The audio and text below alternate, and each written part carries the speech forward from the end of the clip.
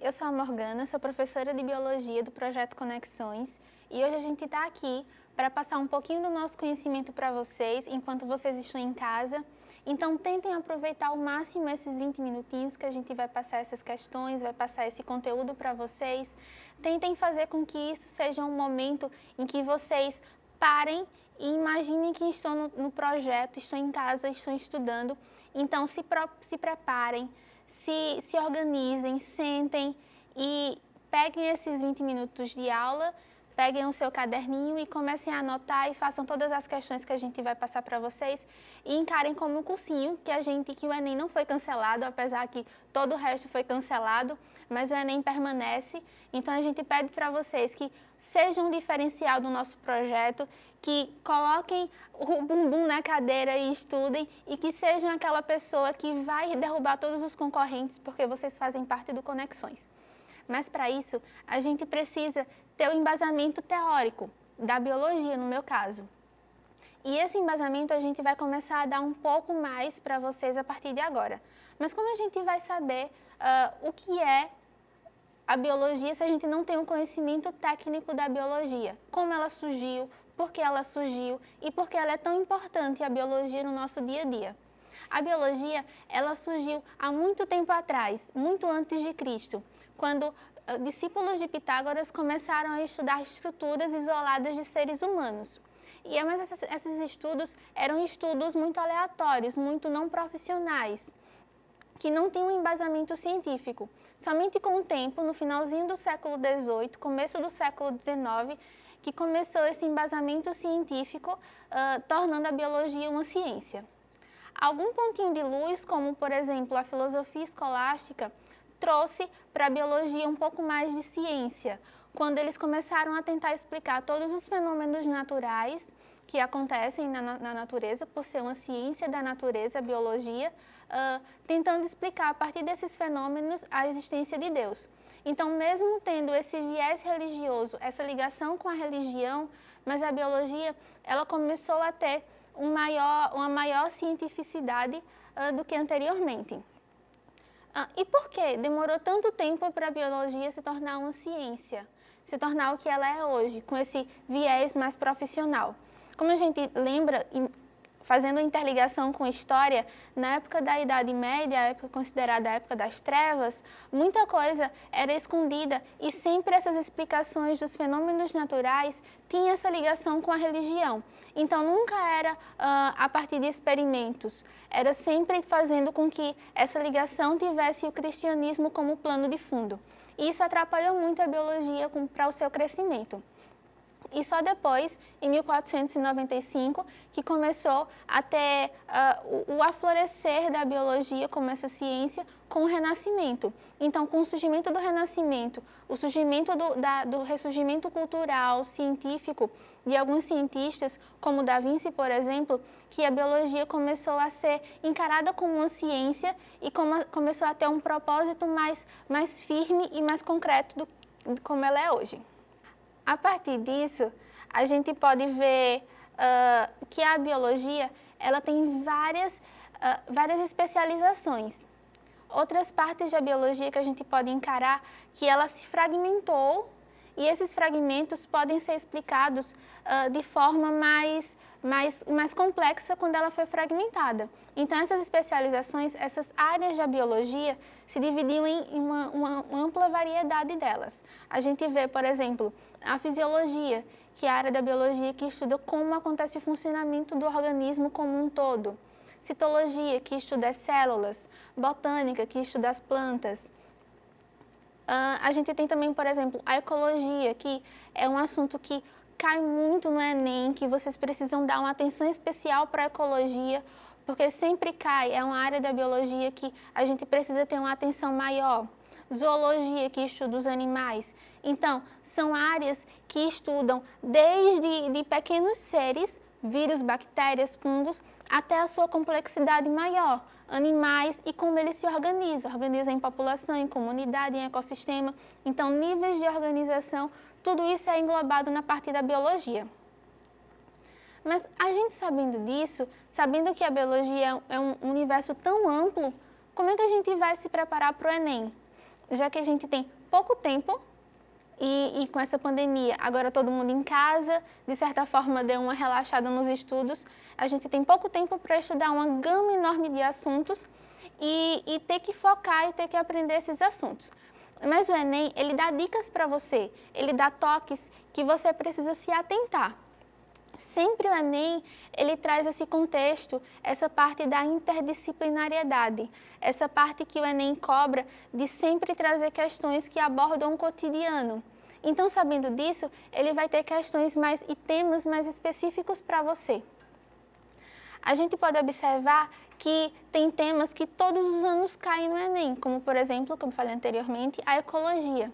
Então, sabendo disso, você vai direcionar os seus estudos, você vai focar os seus estudos para esses assuntos. Então, assuntos que têm um percentual maior, você vai dar prioridade a eles. E os outros, se der tempo, você estuda. Se não, você gabarita as questões que com certeza vão cair. Então, na questão de ecologia, em problemas ambientais, você tem que dar ênfase em inversão térmica, chuva ácida. Tudo isso são assuntos que sempre vão cair. Os ciclos, ciclo do carbono, ciclo da água, ciclo do nitrogênio, coisas que sempre vão ter uma correlação com outras matérias, como, por exemplo, o ciclo da água, que você pode correlacionar com geografia, na questão das enchentes, da precipitação. Como aconteceu há algum tempo atrás, a grande quantidade de chuvas em São Paulo. Então, essas enchentes ocorreram, trouxeram consequências que vão além da biologia, como, por exemplo, por que isso aconteceu? Mudanças climáticas provocaram esse aumento das chuvas, e essas chuvas provocaram essas enchentes, e essas enchentes provocaram doenças infecciosas, doenças de pele, dengue, chikungunya. Tudo isso são doenças que são derivadas de assuntos biológicos que têm correlação com outras matérias. Então, você precisa estar atento a isso, a essa correlação entre as matérias e a questão do cotidiano, que o Enem sempre traz. Questão de ser global, ser interdisciplinar e ao mesmo tempo, ser contextualizada, ser coisas que você consegue ver no seu dia a dia. Outro assunto muito prevalente é a engenharia genética. Então, a gente pode observar questões como clone, como os transgênicos, como testes de DNA, são assuntos que já caíram, como, por exemplo, o teste de DNA, caiu há anos atrás. Transgênicos, são coisas do seu cotidiano, milho, soja, alimentos transgênicos, quais os benefícios, o que são transgênicos, os clones, é uma coisa mais distante, mas que também pode cair, que está se tornando mais comum no nosso dia a dia. Além disso, um assunto que esse ano, pela questão da pandemia, vai trazer um viés bem interessante para o Enem, que é a questão do sistema imunológico.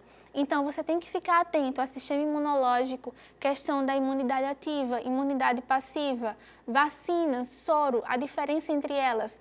Então, pela questão do que está acontecendo atualmente, você tem que ficar atento a esses assuntos que já caíram ano passado, questão de vacina, mas que por estar nessa dinâmica atual, são assuntos que têm uma chance maior de cair.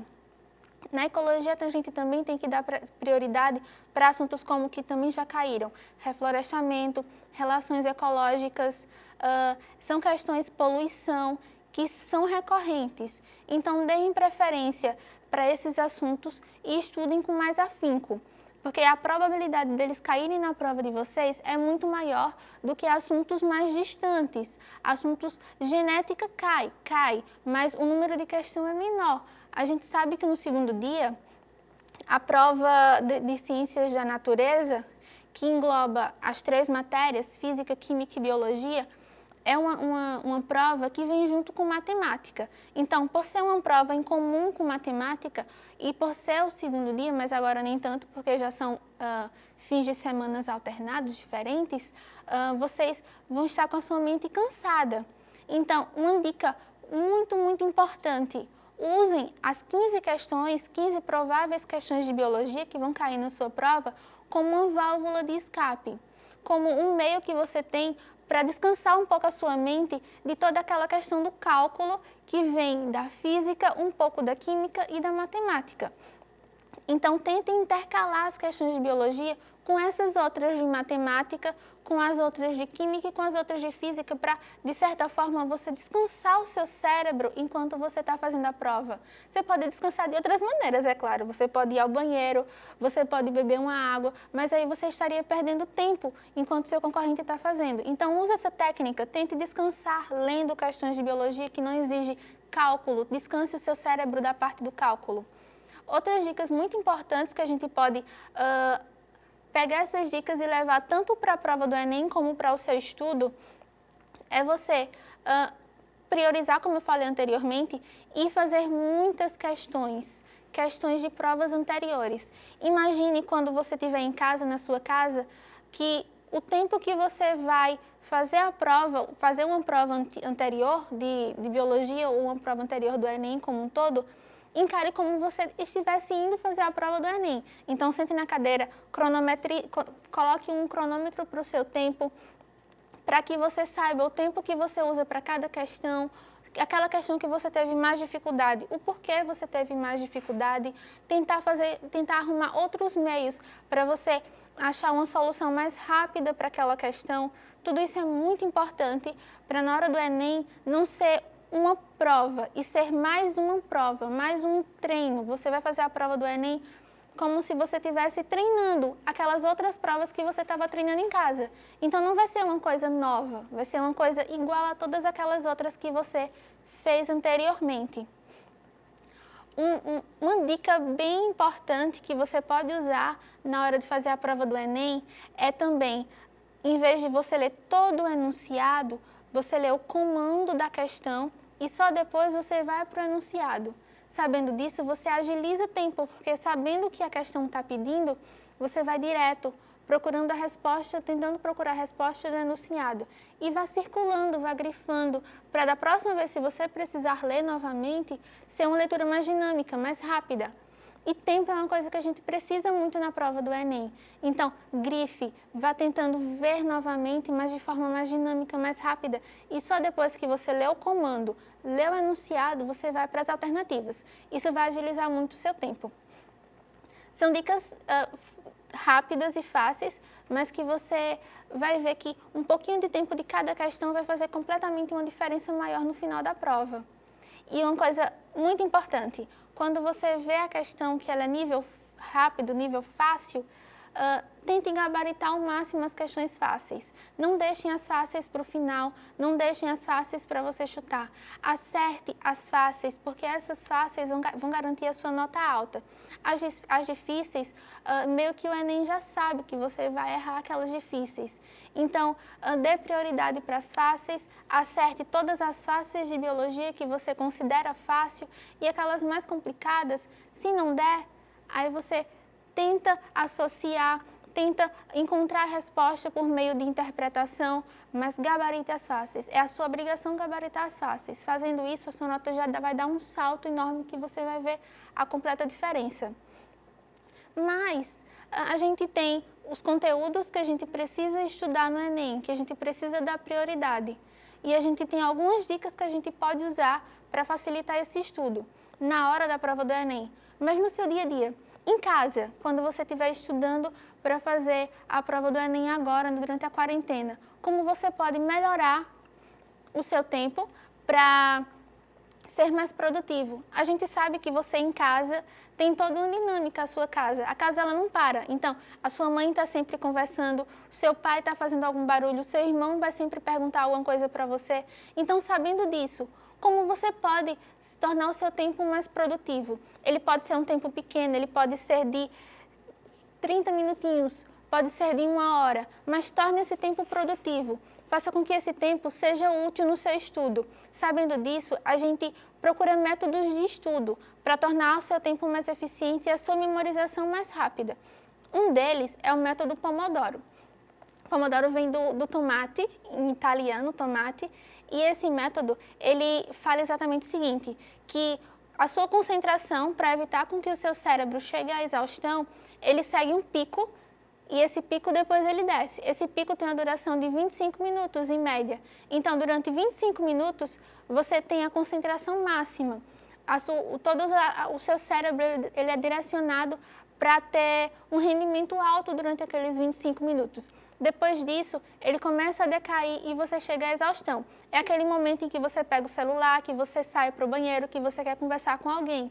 Então, esse tempo não é mais produtivo. Sabendo disso, você pode usar esse método a seu favor.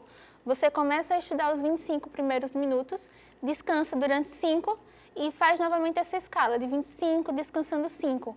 Mas lembrando que esses 25 minutos precisam ser 25 minutos de estudo. Então, durante os 25 minutos, se você lembrou que tem que mandar uma mensagem para sua irmã, o que é que você faz? Você anota. Tudo o que você quiser fazer durante aquele tempo que pode distrair você vai anotar para nos 5 minutos de descanso você fazer tudo o que você quiser fazer. Então, os 25 minutos são exclusivamente dedicados para você estudar. Depois disso, você tem essa pausa de 5 minutos, que é o tempo que o seu cérebro descansa para novamente chegar ao pico. Esse método Pomodoro, ele tem um ciclo de 4 ciclos Pomodoros, que são 25 vezes 4. Depois disso, é comprovado que o seu cérebro ele chegou a um limite, chegou a uma exaustão, a um cansaço. Então, você precisa de um descanso maior para ele se recompor, para ele descansar e também para assimilar todos os assuntos que você colocou, para poder colocar tudo nos devidos lugares e assimilar de forma melhor o seu conteúdo que você colocou na sua cabeça. Então, depois desses 4 pomodoros, você dá um tempo maior de 30 minutos. Se você tiver mais coisa, você retorna e faz novamente o ciclo. Se não, você já teve o seu tempo de estudo naquele dia, ok? Aqui eu trouxe 3 canais, 3 pessoas que talvez vocês conheçam, que para mim foi muito útil, porque são pessoas, não são professores, são pessoas que passaram por esse processo de fazer o Enem, de estar nervoso, de testar novos métodos, de testar esses métodos e ver a eficiência desses métodos. Essas pessoas, a primeira é a Débora Aladim. Ela não é da parte de biologia, ela é da parte de história e de redação. Então, se você tem dificuldades na questão de história, de saber colocar todos os tempos históricos no seu devido lugar, se você tem dificuldade em temas de redação, como colocar introdução, desenvolvimento e conclusão, ela fala bem e fala de forma rápida e dinâmica para você tentar pegar tudo isso o mais rápido possível, já que a gente tem pouco tempo para colocar muito assunto na cabeça. O segundo é o Lucas Felp. Ele é um estudante que hoje ele passou no Enem, ele está estudando fora do Brasil e ele tem uma ótima didática para mostrar todos os experimentos que ele fez durante a época do Enem, pré-Enem e que deram certo. Então, dicas de como você fazer as questões do Enem, como você vai encarar a prova do Enem, como ele aumentou a nota dele em relação a todas as ciências, tudo isso ele tem na prática, porque ele testou e ele conseguiu ter um êxito melhor do que os outros. Então, essa prática que vai trazer para você essa experiência nova, não é aquela questão barrada de professor que só joga o conhecimento, mas é uma questão de aluno para aluno. E a terceira é a Suzane Ribeiro. Ela tem uma história bem legal. Ela decidiu que queria fazer medicina em universidades muito concorridas, como a Unicamp e a USP, e ela tinha 3 meses para estudar. E durante esses 3 meses, ela começou a fazer provas antigas, começou a destrinchar todo o edital da Unicamp e da USP, e ela passou em medicina. Além disso, ela passou no ITA, ela não é mais, mas ela já foi professora do ITA. Então, ela tem uma maneira rápida, ela não traz assuntos por si só, de alguma matéria específica, mas ela traz muitos métodos de estudo, como você retirar a distração da sua vida, como você vai ser mais produtivo, como você ter foco nos seus estudos. Tudo isso é muito importante, porque não adianta você se desesperar. Nesse momento você tem que ter calma, você tem que parar e pensar que é só você e você na prova do Enem. E nesse momento você tem que aproveitar o máximo do seu tempo, você tem que ser focado, você tem que ter um estudo direcionado, um estudo que vai trazer resultados rápidos para você, porque você quer passar esse ano, você não quer passar ano que vem. Você não está estudando com essa antecedência, você quer um resultado de agora. Então ela traz muitos métodos interessantes nesse sentido. Mas a gente sabe que a gente também precisa de um descanso, a gente também precisa respirar. Mas esse respiro também pode ser um respiro com conhecimento, um respiro que traga para você algum conhecimento agregado. Então, sabendo disso, eu trouxe alguns filmes, alguns antigos, alguns nem tanto, que você pode, no seu momento de lazer, também agregar conhecimento. Tem dois que são bem interessantes para a gente entender um pouco sobre essa questão da pandemia. Como acontece o contágio, como acontece a propagação do vírus, como acontece todo o mecanismo para desenvolver vacina. Tudo isso é uma coisa que, retirando a parte cinematográfica do cinema, a parte rápida, que a gente sabe que na realidade não acontece, mas retirando isso, você vai ter mais ou menos uma noção de como tudo isso acontece, que é o filme Contágio e Epidemia. São dois filmes que trazem um pouco dessa dinâmica atual, que vocês podem ter um conhecimento mais divertido nas horas vagas para isso. Além disso, tem um filme que traz um ponto genético, a questão genética, que é o Gattaca. É um filme bem antigo, mas que traz essa questão dos genes, do DNA, de pessoas que tentam se colocar no lugar de outra. É bem interessante também. Outro também que eu achei muito interessante, que traz essa questão do empoderamento feminino, da mulher como um ser que é capaz, que com certeza é capaz, mas que naquela época, na questão racial, de preconceito racial, que tinha muito naquela época antiga, hoje tem, mas não tanto quanto antes, que é Estrelas Além do Tempo. Trazem mulheres que trabalham como computadores, que eram chamadas naquela época, fazendo cálculos dentro da NASA. Então, eram dois contextos bem discriminatórios. Negras, naquela época, mulheres, e trabalhando em uma área que não era tão feminina, que era a área de engenharia, a área de matemática. Então, traz toda essa questão do preconceito, da segregação racial daquela época, traz um viés mais histórico. E um bem antigo, mas muito bom de se assistir, muito lindo. Se você gosta de chorar, você vai chorar um pouco, que é o Olho de Lorenzo, que traz, baseado em fatos reais que traz a história dessa criança, que ela tem uma doença genética passada pela mãe, a partir do gene da mãe, e que o pai, junto com um pouco da mãe também, eles fazem todo o trabalho científico de procurar a cura para o filho deles, que a partir do óleo do azeite, da oliva, que tenta extrair e tenta procurar a cura para essa criança, que é uma doença degenerativa. Essa criança, ela existiu, como eu falei, é baseada em fatos reais, e por conta dessa procura científica, o Lorenzo, que infelizmente ele já morreu, mas ele viveu acima da média das pessoas que tinham essa doença. Então, traz também um pouco do conhecimento científico para aquela época, para você trazer um pouco para o seu dia a dia, no seu momento de lazer. Então, para finalizar, eu sei que está difícil, está todo mundo em casa, está meio desanimado, não tem aquela rotina de cursinho, não tem aquela dinâmica de cursinho, mas faça um pouquinho a sua parte, mesmo você dentro de casa, isolado, tente estudar, mesmo em tempos de isolamento, faça o seu tempo ser mais produtivo, faça o pouquinho que você tem se tornar um muito e faça o seu possível. Todo mundo está passando por isso, todo mundo está passando por uma situação que não queria estar passando, mas a gente tem que fazer o que a gente pode com o que a gente tem. Então, tentem fazer o que vocês podem com o que vocês têm no momento e tentem aproveitar ao máximo as nossas aulas.